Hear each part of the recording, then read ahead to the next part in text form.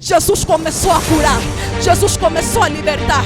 E depois disse para ele: vão para João Batista e digam: os coxos andam, os surdos, os cegos veem. O que quer dizer que não basta simplesmente nós ouvirmos, nós precisamos ver o milagre acontecer. Amém. Aleluia.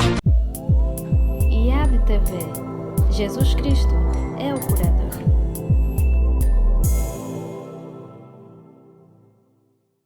Em que está baseada a tua fé?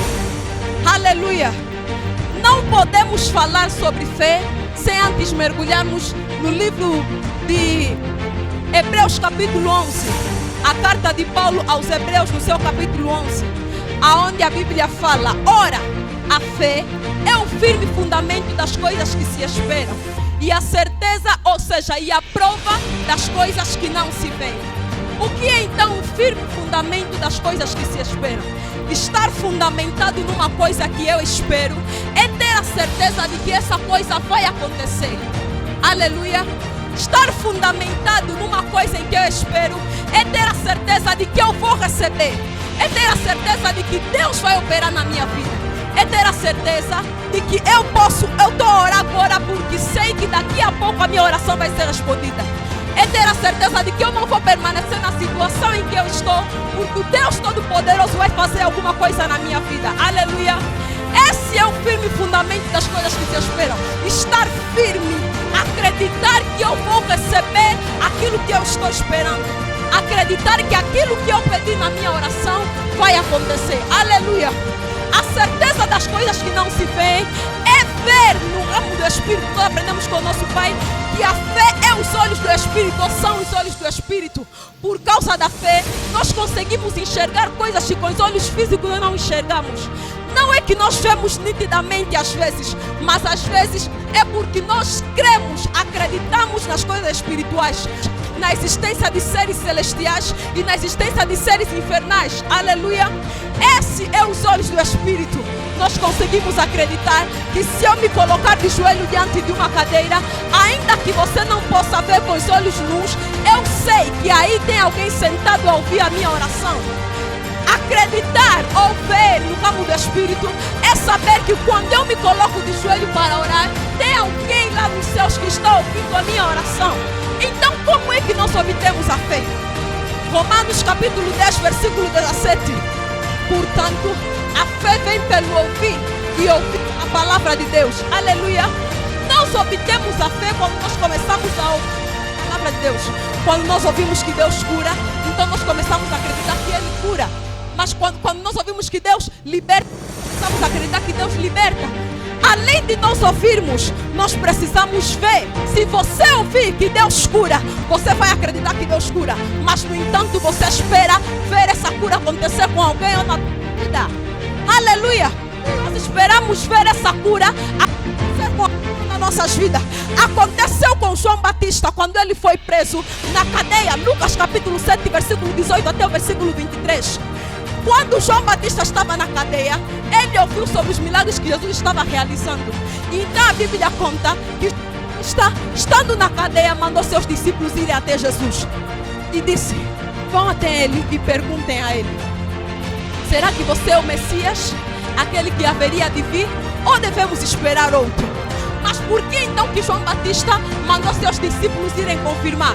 Se foi ele que recebeu do alto que este é o Filho de Deus. Aleluia. Porque João Batista estava preso e não estava a ver Jesus indo visitar na cadeia. Jesus não ia visitá-lo na cadeia, ou Jesus não estava fazendo um milagre na sua vida para que ele saísse da cadeia. Então isso gerou uma dúvida no seu coração, a ponto dele mandar seus discípulos irem perguntar a Jesus. E quando seus discípulos chegaram para Jesus, o que é que Jesus fez? Jesus começou a curar, Jesus começou a libertar. E depois disse para ele: vão para João Batista e digam: os coxos andam, os surdos, os cegos veem. O que quer dizer que não basta simplesmente nós ouvirmos, nós precisamos ver o milagre acontecer. Amém. Aleluia. Amém. Não basta simplesmente nós ouvirmos que Deus cura, nós precisamos ver o milagre acontecer. O que quer dizer então que a fé vem, mas o fundamento da fé está no ver. Jesus. Bate palma bem forte para Jesus, igreja.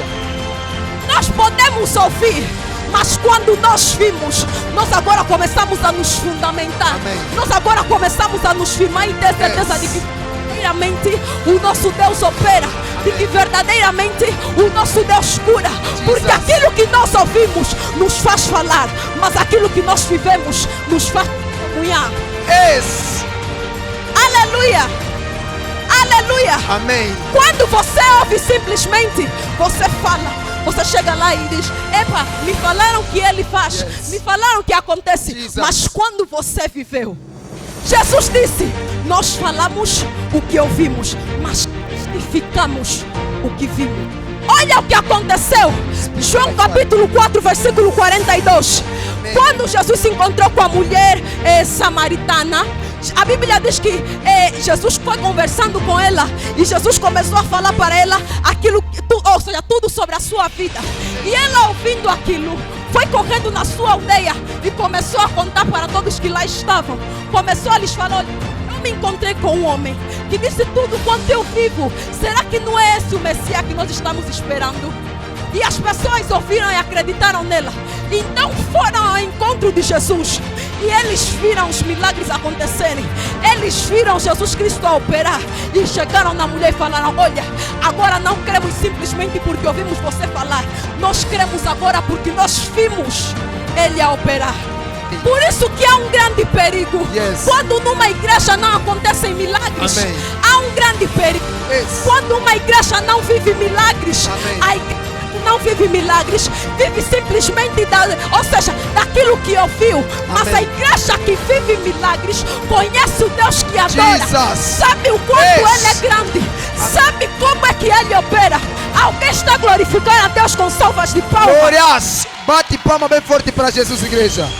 Aleluia. Desde a eternidade o nosso Deus é um Deus que gosta de se revelar. Amém. É mentira se alguém te falar que nosso Deus é humilde e gosta de se esconder. Não é verdade.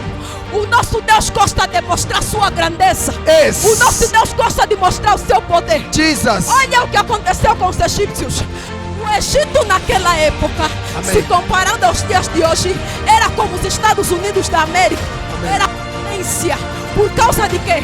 Por causa do tempo em que havia fome em toda a terra. A Bíblia fala que José foi comprando as terras em troca de comida. Ou seja, as pessoas foram vendendo as suas terras a José Amém. em troca de comida. Então, por causa disso, o Egito se tornou potência. Eles eram grandes. Então, o que é que Deus fez? Deus abateu o Egito para mostrar para toda a terra que não existe outro para além de mim.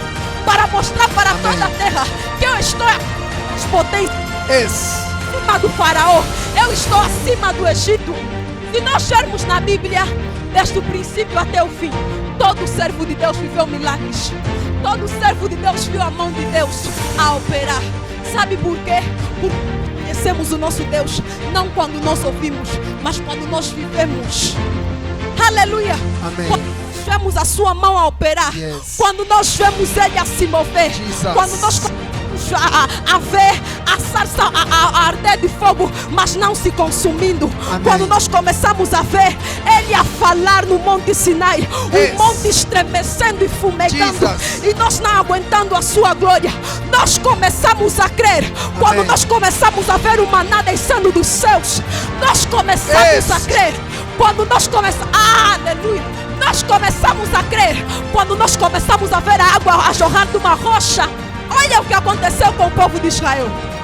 A Bíblia fala, Êxodo capítulo 13, versículo 17, que havia um caminho mais próximo para o povo chegar até Canaã, que era na rota dos filisteus. Mas a Bíblia está a dizer que Deus não levou Israel por aquele caminho. Deus os levou pelo deserto. Por quê? Porque para que não acontecesse que chegando lá e vendo a guerra, eles se arrependessem e voltassem para trás. Então o que é que Deus fez?